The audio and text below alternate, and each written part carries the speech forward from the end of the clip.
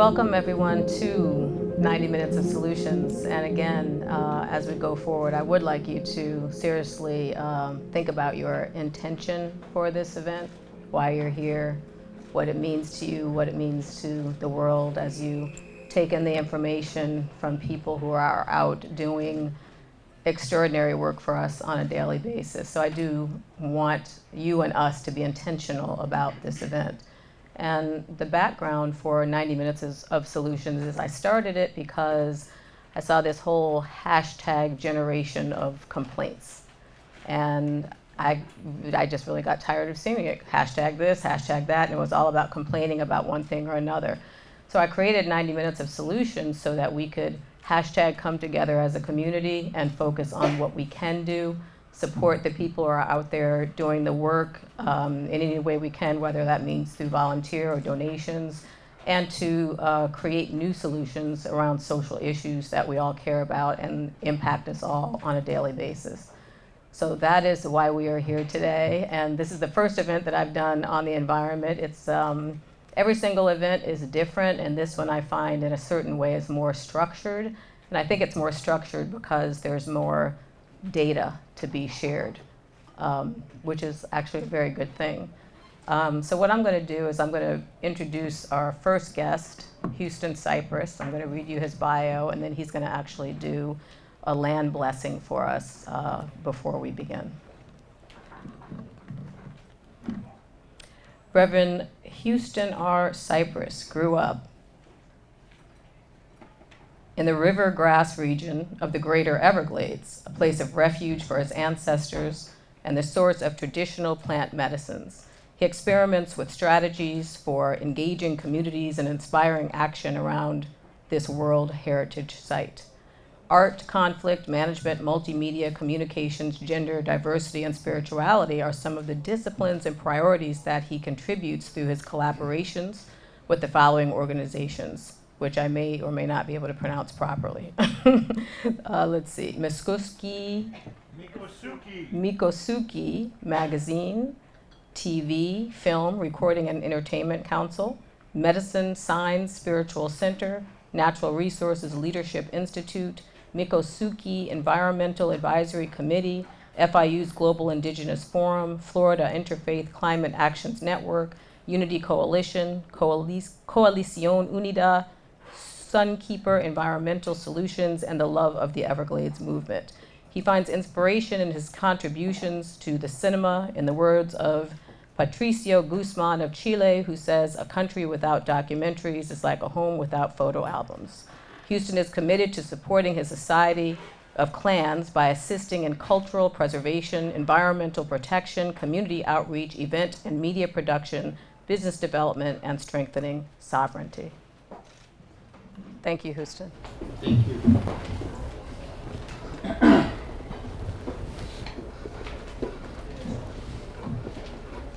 So my friends and my family gathered here this evening. It's really an honor to share this space with you. And I mean that when I say friends and family. Like, that's who we are, that's what we can be. That's our potential, and that's our promise here. So I just wanted to start out this event in a manner that is a little bit more sacred, honoring the community that we are a part of. And when we talk about community, it's a community that's a little bit more expansive than what we normally think of. And what I'm referring to is a spiritual tradition that I grew up with in the Mikosuki community known as the Circle of Life. And that Circle of Life, we can begin to honor it in a very simple but powerful way by looking at the four directions. And the powers of the four directions connect us to a broader universe that's always in motion, that's always dancing. And so in that way, we can talk about this as a protocol of joy. Like, what are we bringing to show respect to the natural world? Let's bring our joy. Let's bring our happiness. Let's bring our medicine. And so in that way, I just want to sing a little song to each of the four directions to situate ourselves in a beautiful place. And so in my tradition, we start with the east. So pardon my back to you, but it's really a way of embracing ourselves as community. And so I'd like to offer this song to the east. Hiya hula hu, way na. And it's a beautiful dance. It's a beautiful circle that spins counterclockwise. And so we honor the north. Hiya hula hu, way na. And we continue in this beautiful dance in honor of the West. Hiya hola hoo, way na. And then we complete the circle and embrace the South. Hiya hola hoo, way na. And to my friends, I'd like to remind us that in terms of a land blessing or a land acknowledgement, these are public ceremonies that are arising in the context of truth and reconciliation. And so I'm not sure if you know about this, but not very many people do know that the United States has an American context for truth and reconciliation. And so this is coming out of an apology that was given by the United States because of all the injustices and genocide that we are very well aware of. And so this happened in about 2009 under the Obama administration, this apology to the Native peoples. But not too many people know about it. And I'm glad that we can talk about it here in a place where literature and the spoken word and the written word is celebrated, because it was a poet who brought this to our attention. And I'm referring to the poet Layli Long Soldier, who published an amazing collection of poetry called Whereas. So I highly recommend that you check it out and soak yourself in the beauty of the language that she has created in response to that apology. But I'm glad that she brought it up to us, because we can use this opportunity as a moment of healing, as a moment of celebration, and as a moment to embrace each other as community. So I'd also like to take this time to really honor the indigenous hosts that we have here today, because we're trying to counteract the histories of erasure, we're trying to counteract the histories of injustice, and bring into this circle the joy that we continue to have, the medicine that we continue to cultivate amongst ourselves in our communities. And so, to do that, I'd like to remind ourselves that we do have friends, that we do have neighbors, that we do have people that we can collaborate with in cultivating the thriving nature of the natural world that we're so concerned with. And so I'd like to give respect to my home community, which is the Miccosukee tribe of Indians of Florida. I'd also like to give respect to our neighbors just to the north of us, who are like kind of like our cousins in terms of my community, the Seminole tribe of Florida. And these are communities that have really good relationships with the United States of America. But there's another community that chose not to have a relationship with the United States of America, who chose to go an independent route. And I'm referring to the Council of the original Miccosukee Seminole Nation of Aboriginal Peoples. And so these folks have a land claim that they did not want to compromise by going through that route of recognition. So I invite you to come and visit these communities and learn what the priorities are for environmental conservation. Because so much of what the progress that we've been able to make in terms of conservation, the indigenous communities are leading. Like, I'm a person that really is concerned with Everglades restoration. I'm going to share more on that a little bit later. But these are communities who are setting the benchmark. And so I invite you to learn a little bit more about the conservation priorities that benefit all of us. Everybody benefits from clean water. And so I invite you to remember that we're always already connected to the Everglades if we're here in South Florida. Did you drink some water? Did you take a bath? Did you turn that tap on? These are waters that are cultivated from the aquifers beneath us. And so in a very real sense, the waters of the Everglades flow through our lives, our communities, and our bodies. And so it's a really kind of like a beautiful way of remembering that we're always already connected to the natural world. That so much of this veneer of civilization is built on top of. So here we are in a place where this veneer can be a little bit thick. Is it 10 feet? Is it 20 feet? How much do we have to dig to get to the actual limestone? So I'm really honored to be able to refer ourselves to these natural places, to these original places. And I want to say thank you very much for your attention. And thank you very much, Seanne, for this honor. You're welcome. So Thank you. I look forward to getting to know y'all better. And we'll talk soon. Thank you.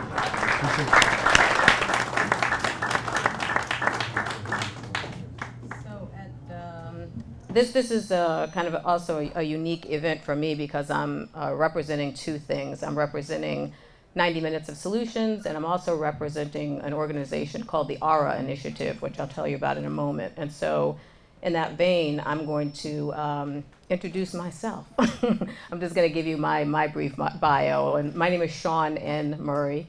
My background is business, finance, and law. I went to Temple Law School, took and passed 2 bar exams, practiced law, worked on Wall Street. I've run several corporations. I ran a nonprofit housing development corporation for Reggie White, and I worked on Wall Street where I did institutional sales of convertible bonds for Deutsche Bank and CIBC and Untitled Capital Partners. And like my beautiful colleague and sister, we both are 9/11 survivors. Allison and I are. So that's probably the most important part about bringing up Wall Street, because it turned into a life-changing experience. And that life-changing experience is what got me here, and it's what motivates everything that I do in my life. And I'm not motivated by the fear or the danger. I'm motivated by the love. And that love was the love that we experienced post 9/11, which is, I used to say that it was the greatest love that I've ever experienced, but my life is so full of joy now that I'm living in the greatest love that I've ever experienced. But it definitely did start there. And so I, like Allison, have really committed my life to humanitarian efforts and advocacy. I call what I do media and social enterprise to change the world. And that includes doing these 90 Minutes of Solutions events where I present and honor people who are actually providing solutions. It includes doing a feature film called Chicago 1919, which is dedicated to alleviating gun violence and bringing the Black community together and empowering Black people to build generational wealth like we've done in the past. And also the Arra Initiative. So the Arra Initiative is a 501c3. And our mission is to provide clean drinking water to the children of the United States. And, that's, well, for some of us that sounds strange, and for others it does not. The fact is that we actually have a drinking water crisis in the United States that many of us are not familiar with. And some of it was brought to light with what occurred in Flint, Michigan, where in that case, the lead problem was caused by human error as well as the age of pipes. So just to give a little bit of background on that story, they switched the water source from one to another in order to lower the cost of water. And when they did that, they chose, for financial reasons, not to treat the new water. And so what that did was all of the chemicals that were in that water went through those lead pipes, and it actually caused the lead to leach into the water. And there were 2 ways that they became aware of it. One was a pediatrician started to see strange signs in children, and particularly as it related to their learning. And then GM is right there in Flint, and their water was also switched over, and they noticed that this new water was starting to degenerate the motors and things that they were making in the plant. And so they called the powers that be and said that they could see that this water was messing up their equipment, and so they had their water switched over. Meanwhile, all of the people in the community of Flint continued to drink poisoned lead water. And as a result, people died. Children were burned. You could see the burns on their skin. And children today are permanently brain damaged. And that has not been resolved yet. So the claim is that it will be resolved by July 2020. It's been, I think, about 5 years. It's important to look at a community that has, it's a community that doesn't have a lot of resources too. And a lot of resources have gone into presumably alleviating this situation, but it hasn't happened yet. And it's important to note too that the pipes that lead up to our homes and buildings, it's to the point that they hit the homes and buildings that they're regulated. Once those pipes go into your home, they're no longer regulated. So if you fix the pipes on the outside of the building and don't fix the pipes on the inside of the building, you're still subject to lead coming in. So what my job is, I have to say, so like I said, that just brought attention to an issue about water in the United States. there is lead in most of the drinking water in the United States. And there are levels that are considered reasonable, but the reality and the fact is that there is no reasonable amount of lead in water, period. And there are other chemicals in water, such as chromium-6, which is a carcinogen, that is not regulated by the EPA. The EPA regulates 100 chemicals or items that are in the water, and they haven't changed it since the mid-90s, which means we need further assessment on what should be regulated and what's actually in our water. There are byproducts from chlorinating water that are also carcinogens. So if you think about it, none of us should be drinking water from a faucet. And that might be easy to say for some of us, but in areas like Detroit, where 2 years ago, just before school started, they turned off the water in the entire school system. And something around maybe 10 to 15 years ago, they did the same thing in Baltimore. And that water is still not on today because there was lead and copper in that water. Those kids can't afford to bring, Fiji water to school every day. So can you imagine? I mean, when we were kids growing up, you went and got a drink at the water fountain. And now if you don't have bottled water, you're actually subject to cancer, brain damage, death. And for me, that's unacceptable. And it sounds like some kind of a third world problem, but it's throughout the United States. And I did want to just to make sure I give you this statistic accurately, the top 5 states with violations of the Safe Drinking Water Act, according to a 2017 report, are Texas, Florida, number 2, guys, Florida, Pennsylvania, New Jersey, and Georgia. So the Arra Initiative, in the vein of solutions, is we're focused on finding solutions, which I have a feeling that in my collaboration with some of the people that are here today that I'll be able to work on that, because there are solutions that are being used all around the world, but they're considered third world solutions. But we actually need to bring those solutions here. And 90 Minutes of Solutions 2 is about privatization of social change. I do not believe in going to government to try to solve our problems. I believe that it's our obligation as the people of the United States to find these solutions and fund the solutions ourselves, because for me, I don't want to wait. So that's why I do what I do, and that's what the Arra Initiative is all about. And actually I'll say it now, because I would like, each of us will tell you kind of what our websites are and where we are so that you guys can participate. Mine is arrainitiative.org. So if you want to, follow along, if you want to donate, if you have ideas, if you've heard of solutions that I should be aware of. And there are a lot of interesting things out there, from the idea of cilantro. Cilantro can actually pull lead out of water.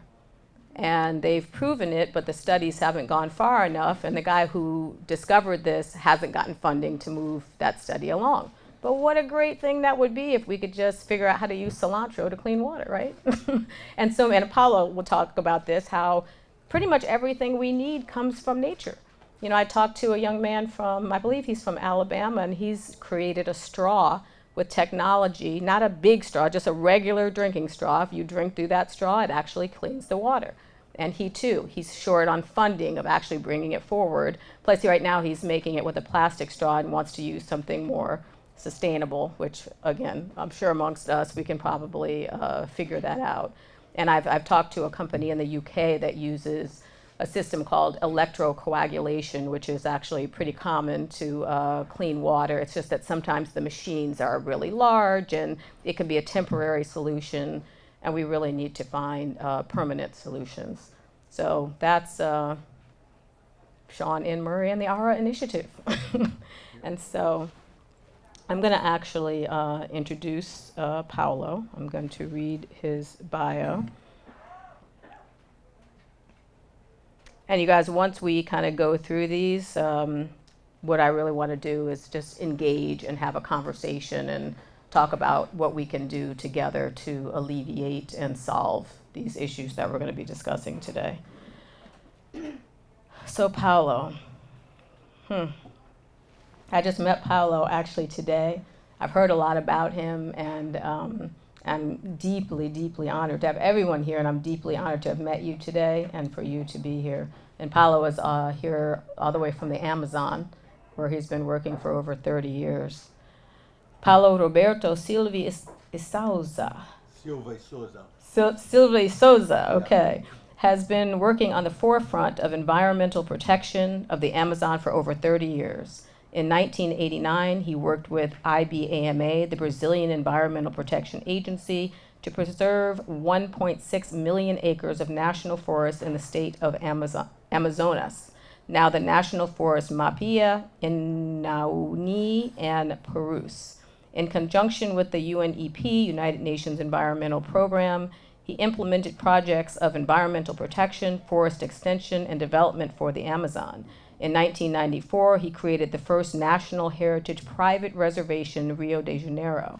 He has been a guest lecturer at Harvard University, speaking about environmental problems and solutions in Amazonia, and he is also one of the foremost English-speaking authorities on the psycho-spiritual work of Amazonian communities. He is currently the president of Guanache Spiritual Retreat Center in South Bahia and the manager of Jungle Clinic projects in Rio, Bahia, and Mutum and Yawanawa Village in Amazonia, where he has implemented successful projects related to food security and the preservation of the indigenous tribes' cultural traditions.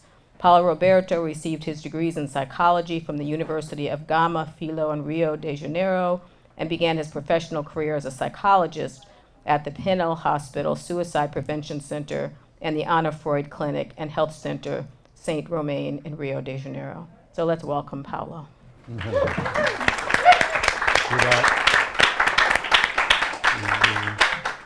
Alô, alô? Ah, não. Agora sim? Sim. Alô? Happy to be here. Thank you so much, Sean, and I would say very impressed by what you've been doing about the water and your initiative, your courage, your joy, your energy, your spitting head. Resonate with that, yeah. Thank you. Yeah. Well, Amazonia. 10 minutes? Okay. Well, the forest has almost 10 million years old, so this will try to be really short.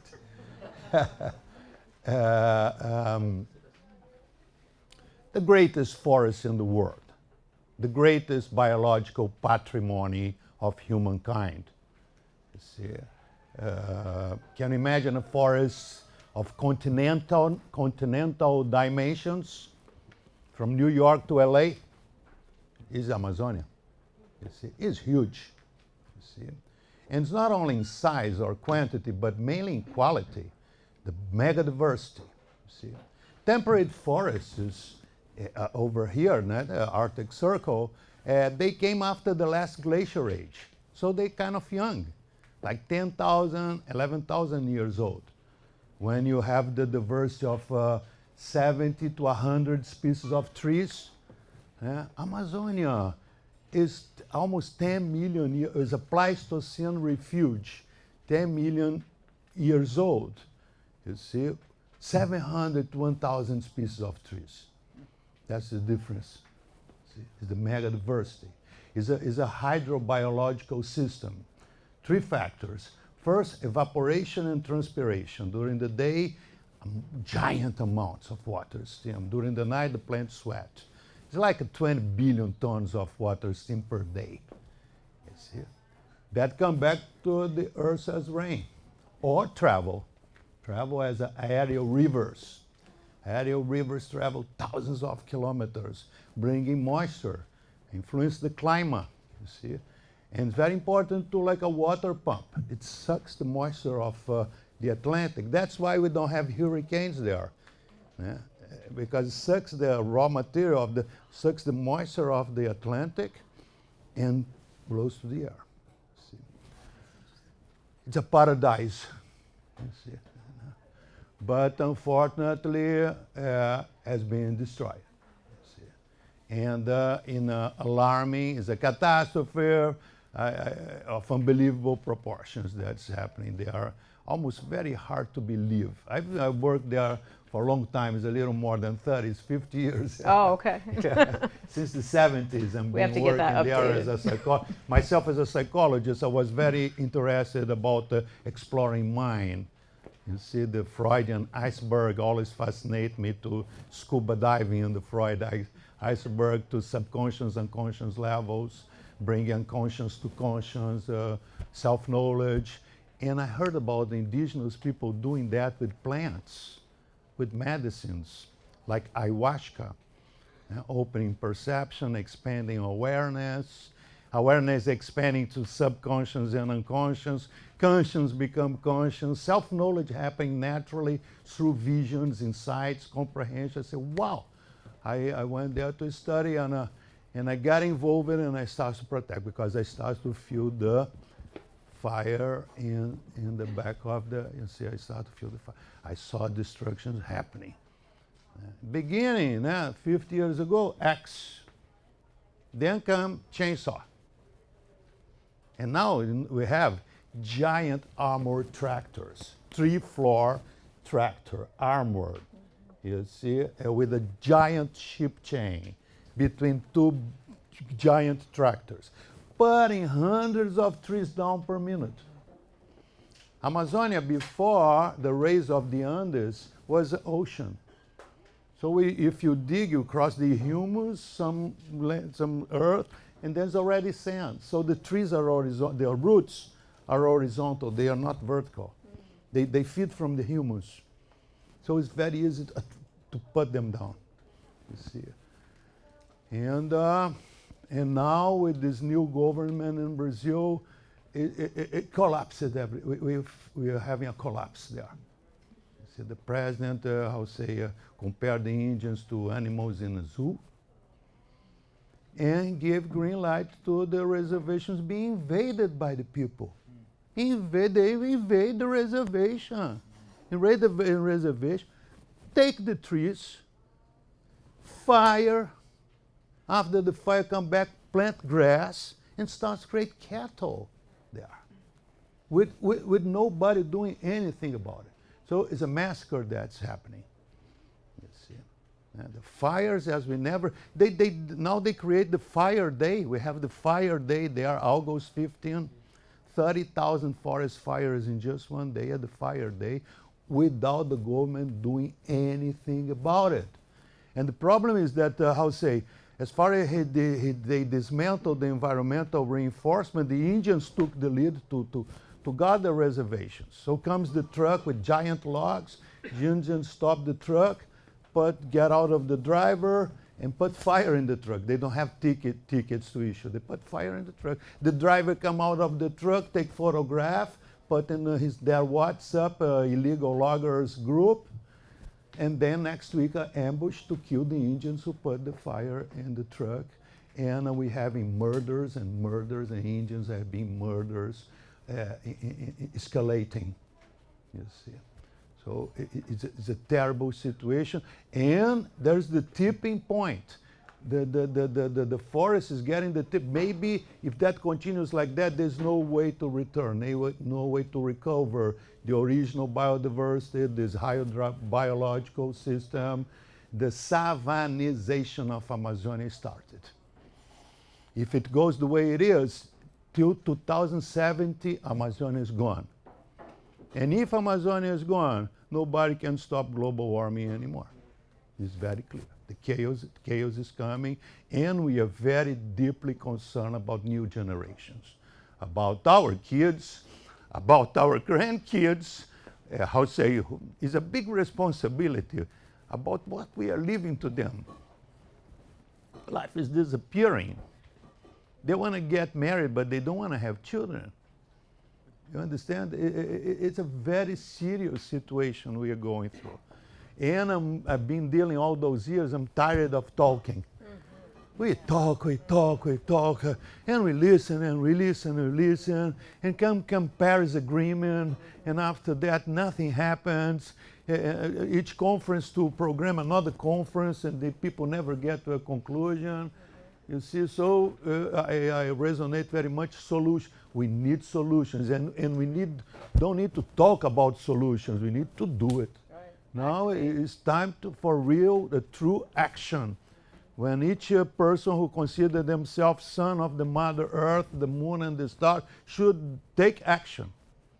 I can go sleep tonight feeling well with me because I did something. It was not much. I'm an ant, I carry a little leaf, but I did it. You know what I mean? I need to feel even with myself concerning the level of environmental conscious expansion that I have. Knowing what I know and feeling what I feel, I need to do something. And we are doing. So I'm sorry about the time, and then solutions. Solutions. Solutions that are happening, okay? The first one, first of all, international economic pressure. This is something that is happening and is already having some results. You see? Because I would say the Bolsonaro guy, I don't know if you know the name of the president there, psychotic. You know what I mean? He was elected as a puppet of agrobusiness, and now he became Frankenstein of agrobusiness because he radicalized the destruction in a way that the clients of Brazilian agrobusiness are refusing to buy soybeans from those places, or logging, or meat. The main meat buyer from Brazil, a Chinese guy, he came to Brazil and he said, if you guys continue like that, we don't want your meat anymore. Because you're compromising the entire planet with this kind of destruction. You see, so there's a group, a coalition, 230 investment funds. They call Global Action Plus 100. They started holding $9 trillion, and now more people came up, like BlackRock and another major ones. Now together they are $49 trillion, and they invest in thousands of companies, and they are in the board of thousands of companies where they have a voice. You see, and that's the point, to turn their attention to Brazil and say to stop to buy. It's about soybeans, wood, and cattle. We have 50 million cattle in Amazonia, 50 million. So this is one solution. That is already happening because Brazilian agrobusiness is already suffering this pressure and is losing billions in international contracts. So it's a solution that is working somehow. Second solution, battlefronts. We have battlefronts in Amazonia. These places where the Indians has been murdered all the time, as I just described it. You see, we need to do something about it, you know what I mean? We cannot get involved in the conflict. I cannot dare carrying guns for the Indians or bullets or entering a fight with it. But at least we can support. We've been doing that. They not only dismantle the environmental reinforcement, but they fire many people from those environmental protection agencies and replace it with military, with police, with kind of far-right people. So the Indian Agents Protection now is run by a kind of a missionary that wants to evangelize the isolated groups that, been living by themselves for many time. You see, no contact. They have their land, they have their lives, they have their culture. They make the choice, no contact, and they're being respected like that. But now all of that has been broken. So we've been supporting them. So a group like that was necessary to protect them and to prove their existence because they don't have contact. They need trap cameras. The cameras, sensor detection cameras, trap cameras, walkie-talkies, drones, computers. We already did something for this group and we helped them. And there are several groups like that needing kind of emergency aid. You see that we can do something for them. And more than that, it's not exactly the drone or the computer or the walkie-talkie, it's the gesture of solidarity. They are feeling very alone. They are feeling despair. They are feeling totally isolated, rejected, abandoned, ignore it, you name it. So sometimes a little act of solidarity raises the morale, you know. Oh, there's people a lot overseas that carry for us. They send these touch brushes and, oh, you know what I mean? This is very important, this web of compassion and solidarity. It's a very delicate web, very fragile, invisible web, but it is holding a lot.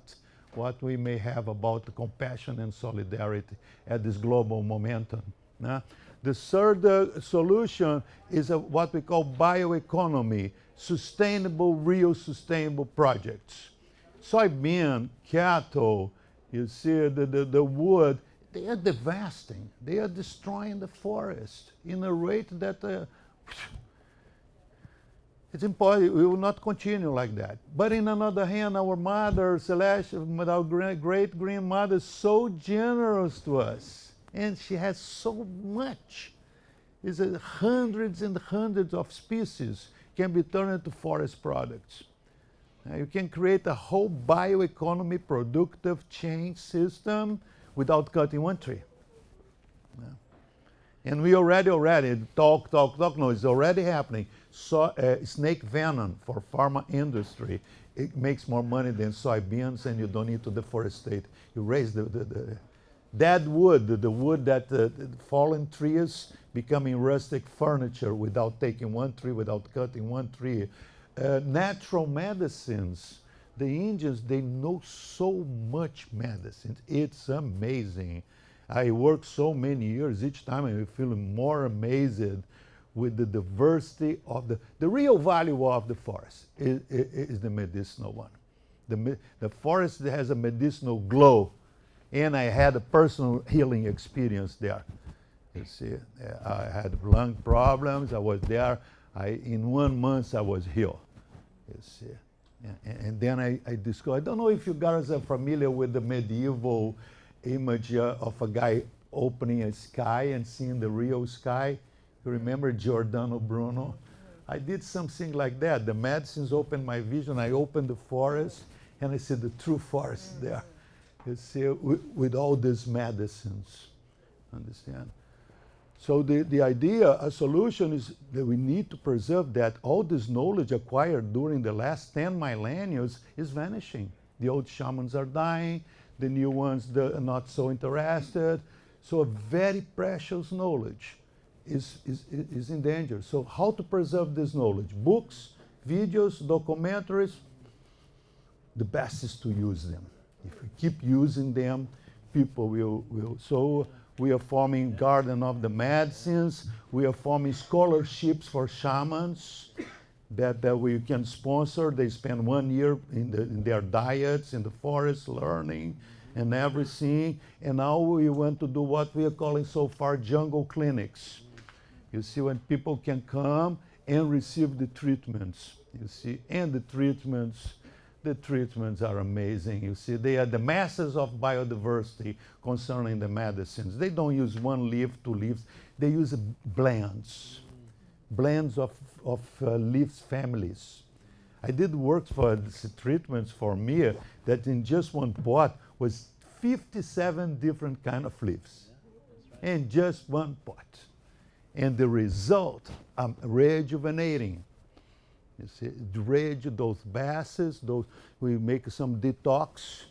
The perfume is amazing. They say the perfume that put bad things out.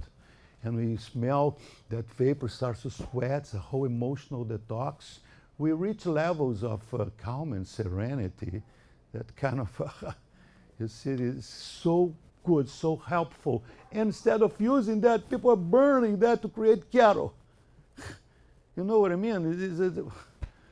It's something that is really hurting us. So what can we do? We're going to complain? We're going to keep talking? No, we're going to do it. And we are already doing.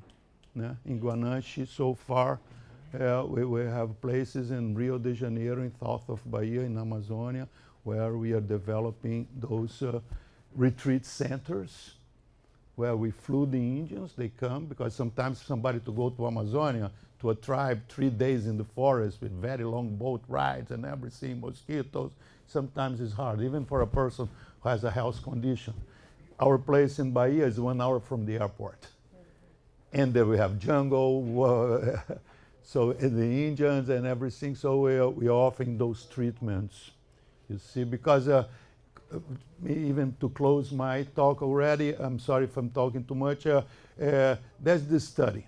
That's the study that the latest conclusions of our studies is the 4 whys. We have 4 whys and 4 because. You see, the first why is why people cannot live in harmony with nature. Why the humans are showing themselves as the less evolved species concerning survival skills. The ants are doing better than us. Scorpions, spiders, crickets, you name it, sharks, whales, they're doing much better than us. They are not destroying anything. It's the contrary. Their existence contributes for the ecosystem, the balance. Our existence strengthens the ecosystems. Life support systems. I'm sorry. Temperature, water, and air. You see, we are destroying. You understand this? So, yeah, why? Why? In our society, people cannot live in harmony with nature because they cannot live in harmony with themselves, with the others.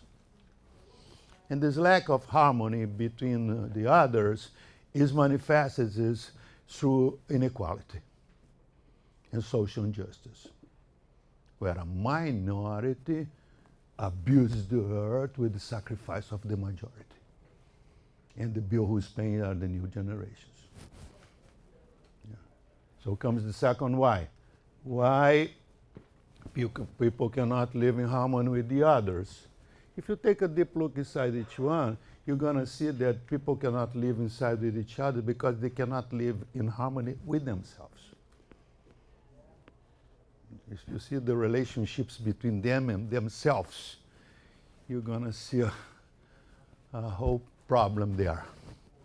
That is manifested when they're related to the others.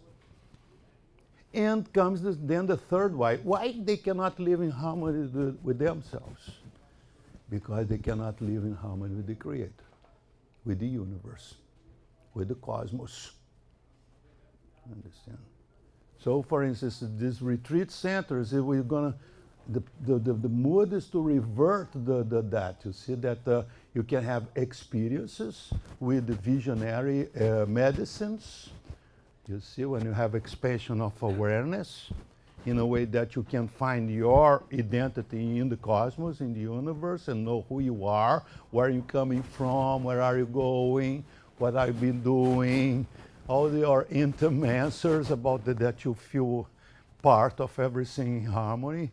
If you get that, if you start to interact with the universe in this level, you have all the resources. Of course, it's your choices, but you have all the resources to get the harmony with yourself. Once you have the harmony with yourself, you can be in harmony with the others through the love that you've been saying. And if we have love among ourselves, why don't we cannot care to our mother together, shoulder to shoulder, without inferior or superior or minority or majority or whatever, but really shoulder to shoulder. So that's the position. And finally, the final solution that is a work in progress already is a Hollywood how you call here action adventure movie about Amazonia. You see, it's very important the expansion as an instrument of expansion of environmental consciousness. You see, the work in progress happening, that we could have maybe a new Indiana Jones in Amazonia as an environmental hero. You see, the movie that could be an awakening for many people who would see that and who would open for the forest, for the medicines, for the Indians, for the climate, for everything. So far, that's the humble solutions we are working with. Did you say humble? Yeah. He said humble. Who wants to go to the Amazon right now? Yes, me too. I want to get some healing. Oh, please. We have, oh, by the way, later on, if you guys are really interested, we have all the connection to visit the tribes or to visit our place in Bahia for the spiritual retreats there. I appreciate that. Thank you.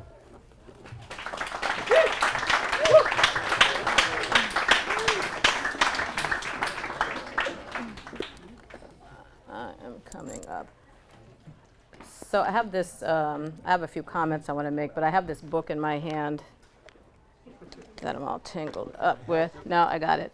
So this book I call the Dream Book, and I'm going to pass it around. Some people have already signed it, and what I want you to do is write a dream that you intend to fulfill and sign your name and date it. So if you would just keep this passing around, I just want to make sure everyone signs it before we all leave. Thank you.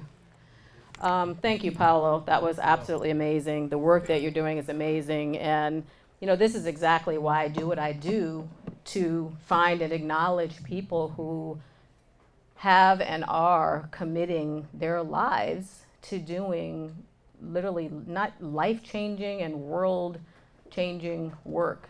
And a lot of the things you were talking about in terms of what's the phrase you used about how we kind of commune together and love each other and all that? And you reminded me of something as it relates to water, which is that, you know, the UN moved to have clean water recognized as a human right. And dozens of countries abstained from that vote, including the United States. So that doesn't sound a whole lot like collaboration and communing, right? You know, what's going through my mind is that I love how Paolo spoke about all different types of solutions, because there is no one answer to any one problem. And I think it's really important for us to, as we look at solutions, to remove our judgment from those solutions.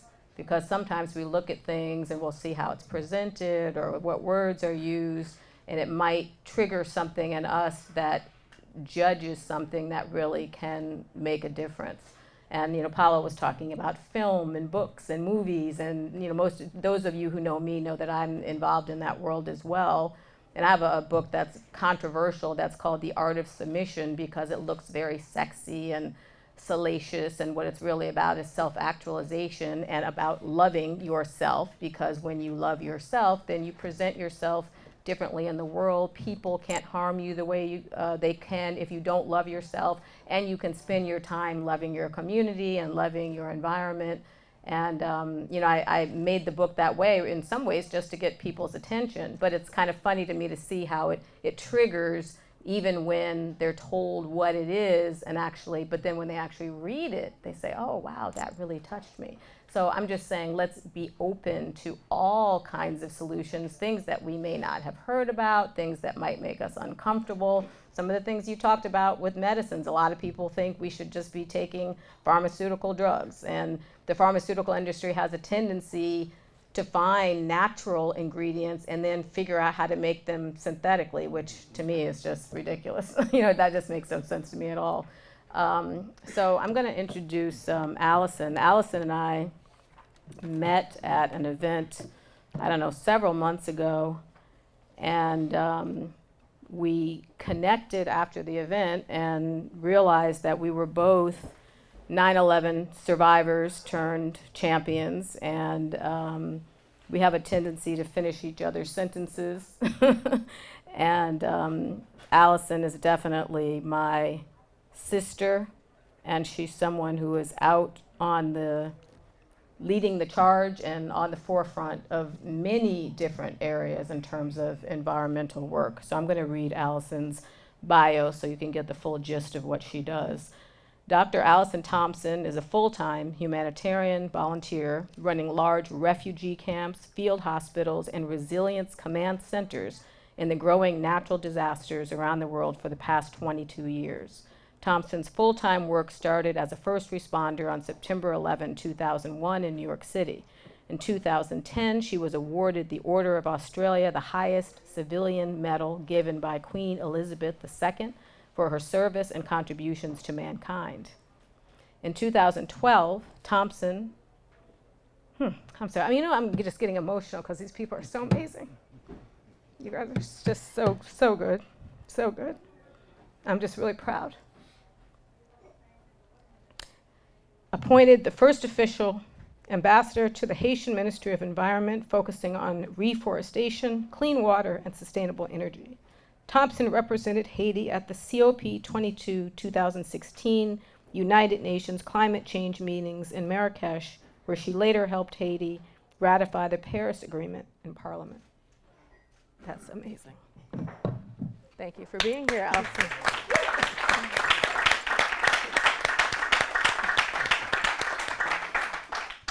I'm going to get my thoughts together. I've been living in a tent in the Bahamas disaster the last 6 months. We're living on a destroyed island and everything's gone and there's no running water or anything, so we wash in the sea and things like that. So it's always hard to come in and out back into this civilization.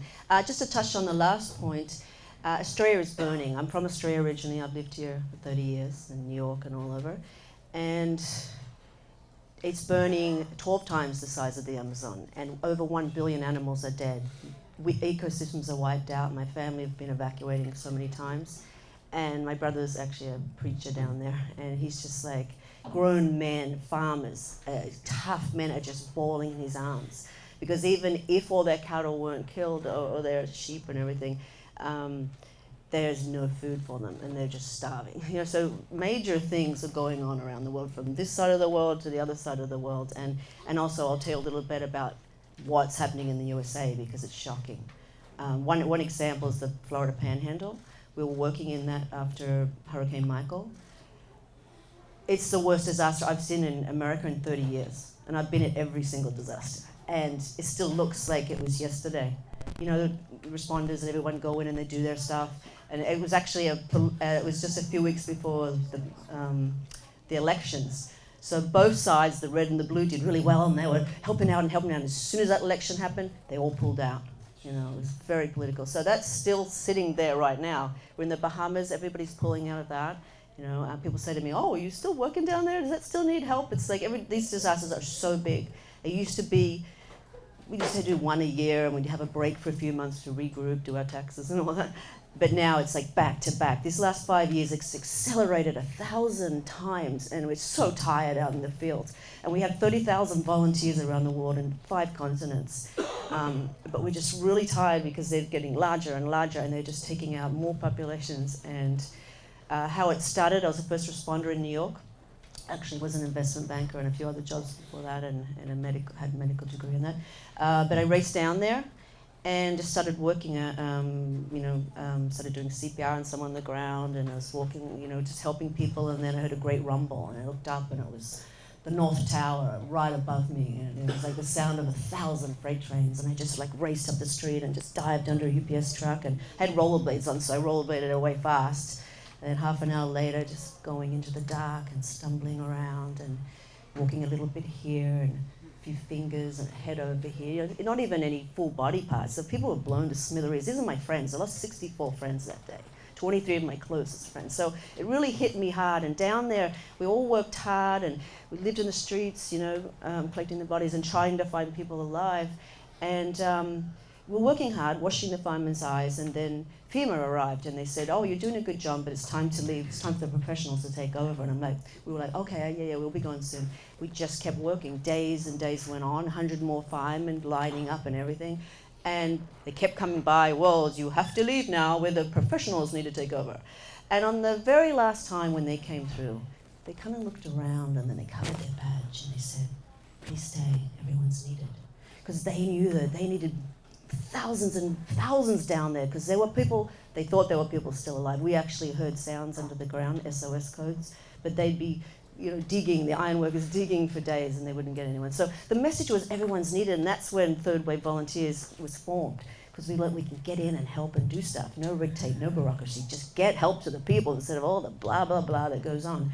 And our motto is everyone's needed. And they knew that. They knew that humanity was more important than these old disaster manuals. So I still struggle with authority and FEMA and UN and all the authorities, because I'm out in the field, and it's been tricky. We've been in every major disaster. Well, what's happening now is we're in man-made disasters. We've been in the Syrian crisis for 3 years, rescuing the Syrians in the Aegean Sea, and that all links back to the climate. Because when the farmers, all their land dried up, they all moved into the cities and they're overcrowding. So all these man-mades I've been studying are linked back. We're in the Venezuela crisis. So we're doing a mixture of both. And there's a lot of solutions we use out in the field, because it was when we arrived, nothing works, not even sat phones. So we have these solar lights, and we do water filtration. There's so many things, but it's all about not just resilience, but regeneration. So I really realized that, you know, we're out in the field so far on that, but USA is getting slammed and slammed. And if, you know, from the Keys, and we got hit in Irma, our house was underwater, 5 foot of ocean, because we're 4 foot sea level rise in Coconut Grove where we are. Those neighborhoods just got their insurance money. It's nearly 3 years. There's so many homes that are still destroyed, and they're cleaning it out. So right here, you know, so more and more we're working here, but it's about resilience, and we're creating resilience hubs instead of waiting around to get rescued and everything, because these disasters are growing, and we dodged something, a bullet, when it turned west, but the big one's coming. Here it is. So what we did is, I was thinking about it, the hurricane's coming, and I'm like, what can we do, what can we do? And I have a lot of organizations and friends. So we called all the volunteers, and we said, look, when this hurricane ends, come to this warehouse we found, and just turn up, and we'll work it out from there. And 80 organizations turned up, nothing to do with the emergency management of the whole city. And we just kind of came together, and we circled all the neighborhoods who wouldn't get help, or they'd get their electricity on last. Coral Gables would be first, electricity, and Little Haiti or something would be last. We knew that. So we said, okay, we're going to help these people. We're going to do feeding programs and this and this and that and that. And it's been growing every year, and we have it open every year of hurricane season. And it's really a community emergency center, and we work from the ground up. And I've really learned grassroots. Like, we get on the ground. When we hit Puerto Rico, everyone was locked up in San Juan, and all the aid gets stuck. We went the opposite side of the island. We tapped into all our friends that everyone in Florida knows people from all the Caribbean or from Puerto Rico and that. So, hey, where's your mom? Where's your mom? Tapped into the Rotary. They've already got a system in place. The Masons, 9,000 university students we tapped into. Because all the systems are in place in these areas. So we work from the grassroots up, and we've developed a system that it really works. So now, Puerto Rico earthquakes, we didn't have to send people in. We've got it all in place because we created this system. That's what we're trying to do all through the Caribbean and through this Florida. Is create the system so we don't have to sit around waiting for the fire brigade to come to you. We can step up. We can even look after our street. Okay, are there any elderly people in the street? Go check on them and just stand up, and we can help sustain and save ourselves. You know, I didn't have to wait for someone else to come. So that's what we've been working on, and yeah, we're just out there, but it's just becoming so much because it's just constantly getting slammed with the changing climate. Yeah, I'll just talk a little bit. We'll talk more about solutions to come. Okay. Thank you, Allison.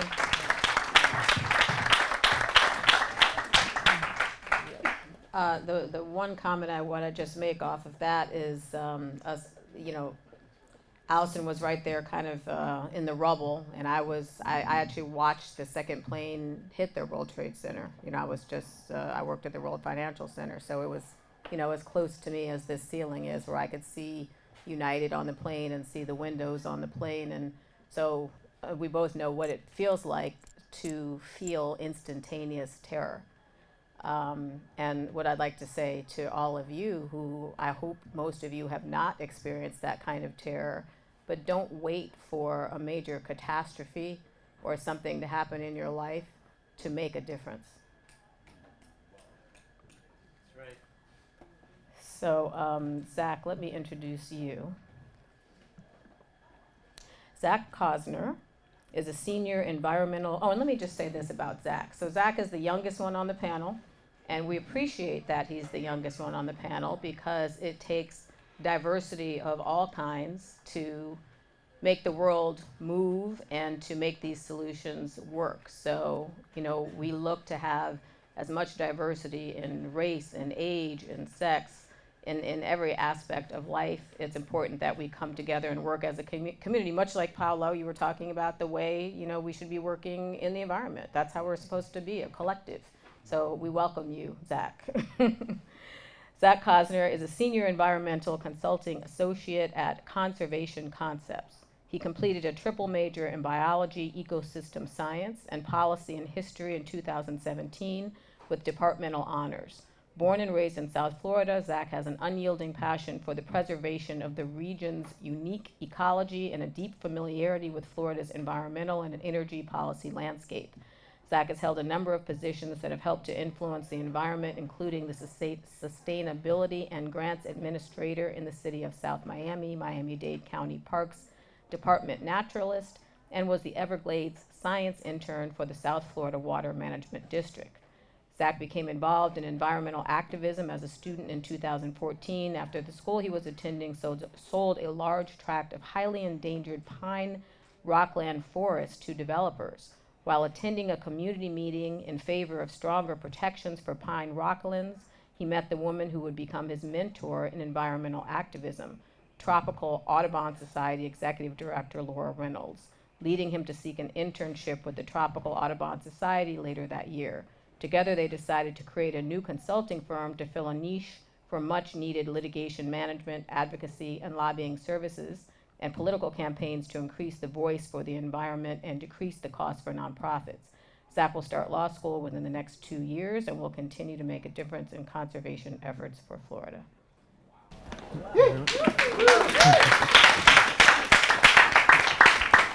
Thank you very much for that lovely introduction. Really appreciate it. And Laura Reynolds, the founding member of Conservation Concepts, wishes she could be here. Unfortunately, she's up in Tallahassee. It's an important public hearing on a water bill that we have many comments upon and that she wanted to directly comment upon. And so I'm here to talk to you about Conservation Concepts in her place. And so when I first heard Seanne mention privatization of social change, my ears picked up, because that's essentially what we are. We are a consulting firm, structured as a limited liability corporation, which provides litigation management and assistance, campaign management, lobbying, and general representation to environmental nonprofit groups, as well as candidates for local office or for office that we have identified as being environmentally conscientious. And our mission is to bridge science, policy, and the community in favor of environmental action, in favor of preserving our region's ecological resources and our ecological heritage, specifically here in the great state of Florida. And so that's a description of who we are, but it doesn't really get to the heart of, what is Conservation Concepts, how do we operate?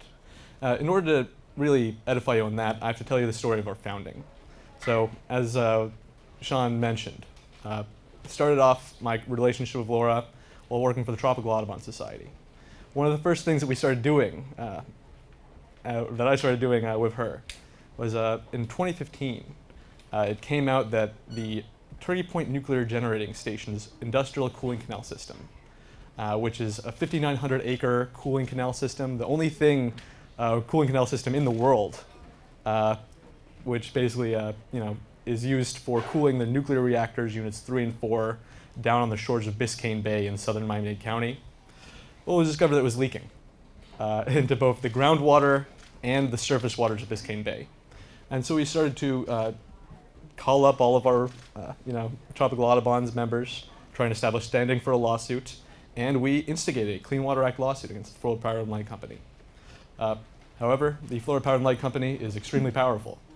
And I'm not going to get into the details of the chicanery that occurred, but essentially they leveraged their power towards rubbing Laura out of the executive directorship in support of trying to, or making it difficult for her to stay in that position, rather.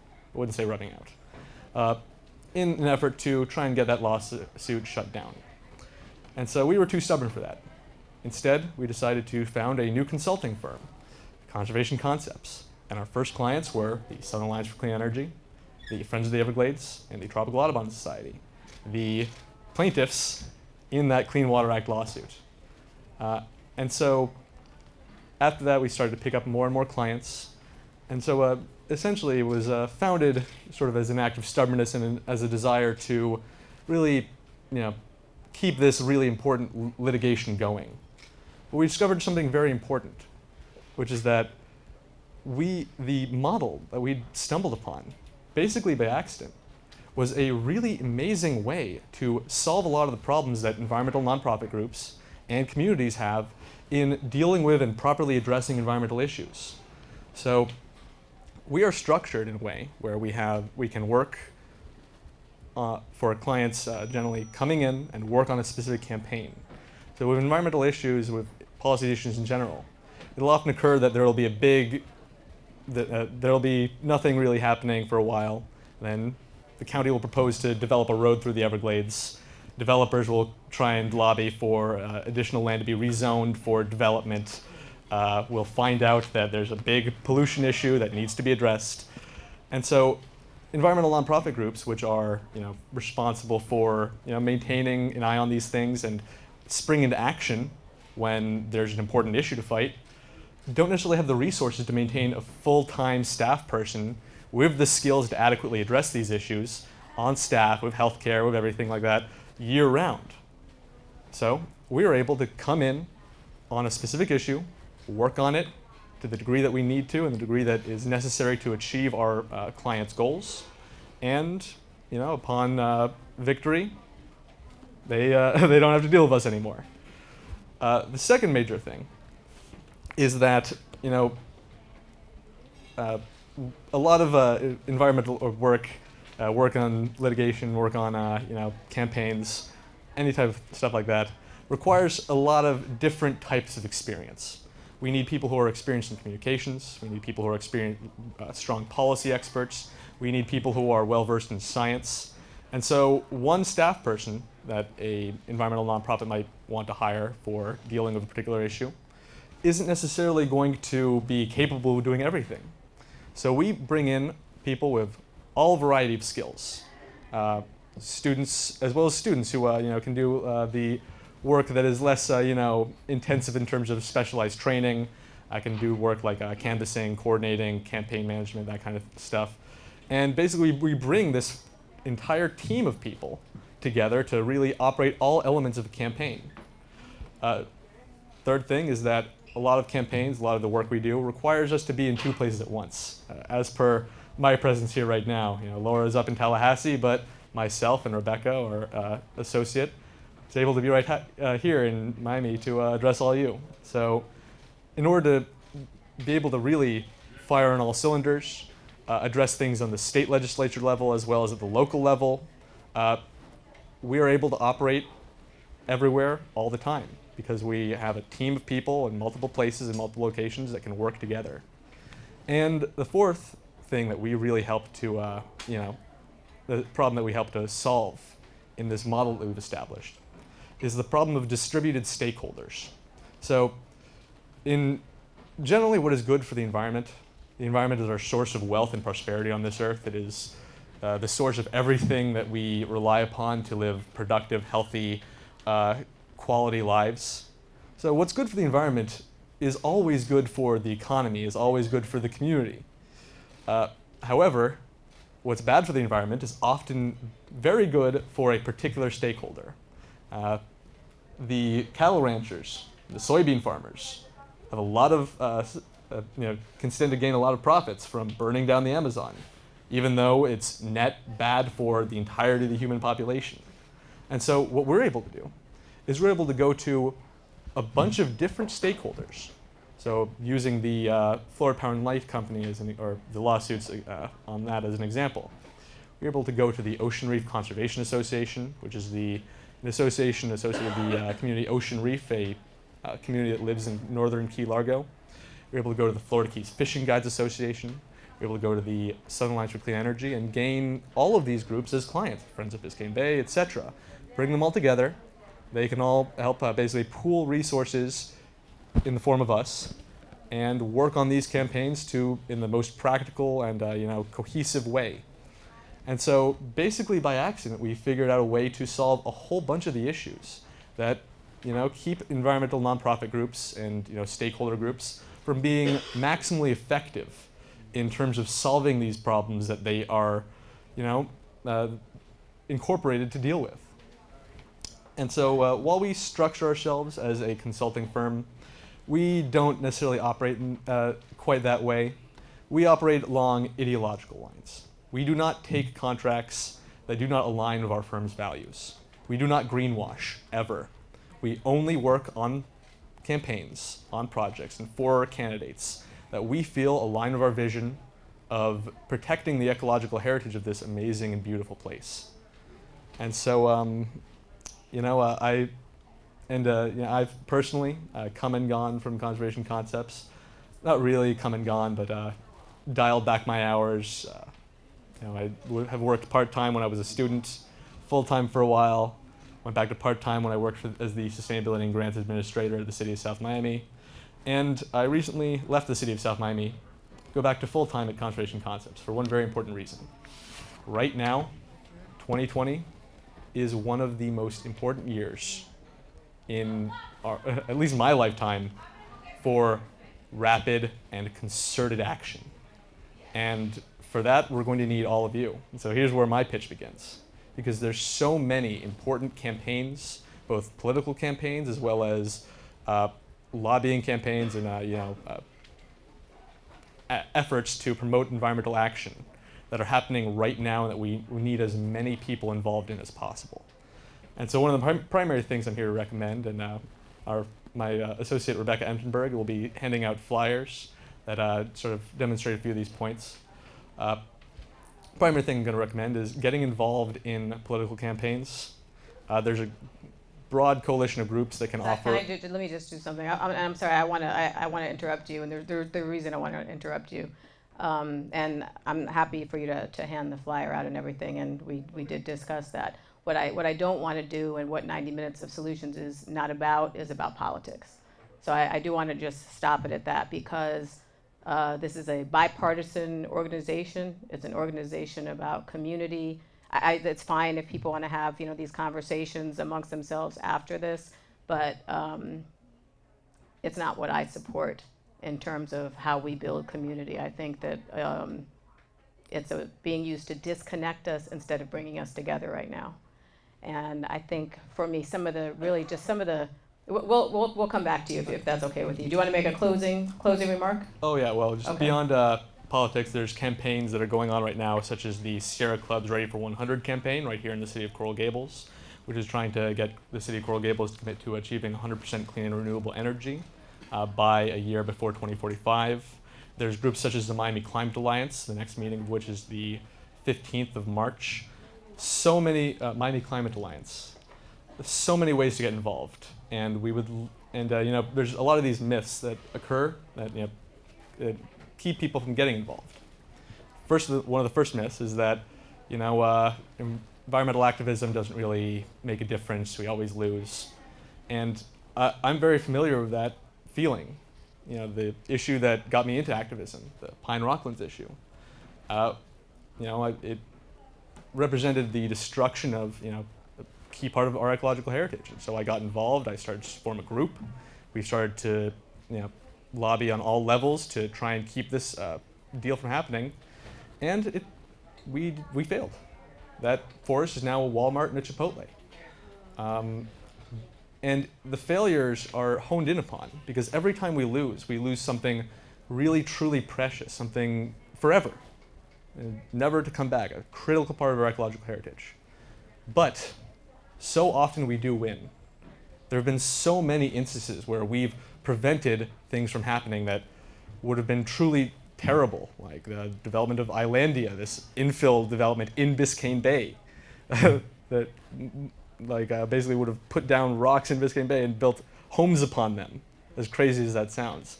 The reason we have a Department of Resilience in Miami-Dade County is because of community activism.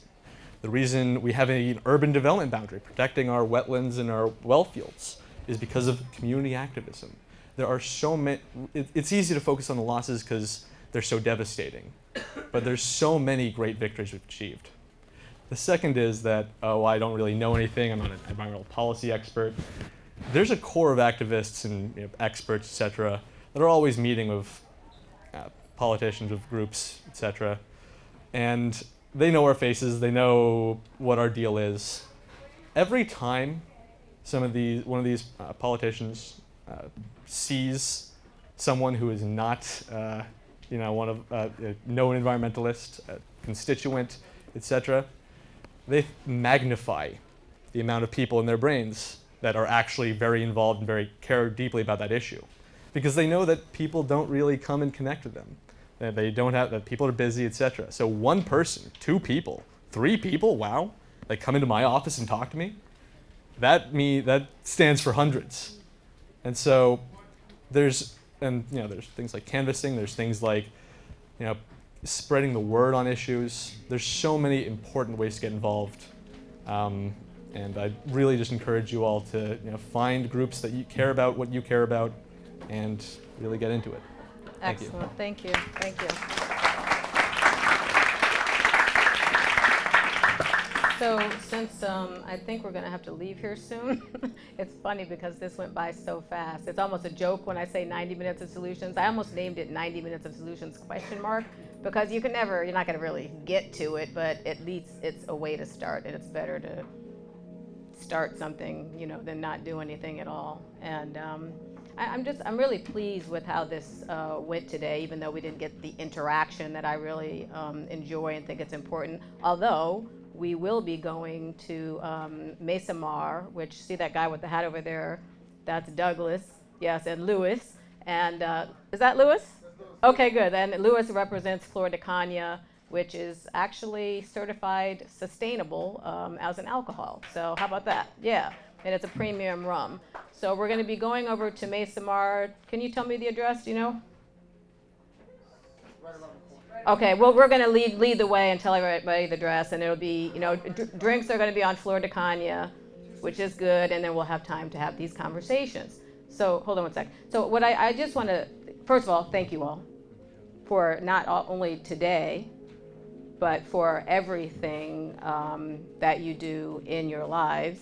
And I just love, Paolo, how you working in nature, I feel like it brings everything together. And when we work against each other, we're working against ourselves, and we can't do that anymore.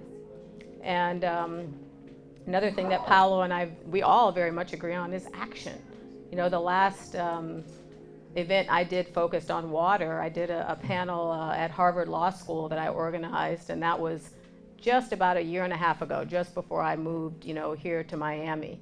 And it's so much more than keeping conversations going, but moving these conversations towards action.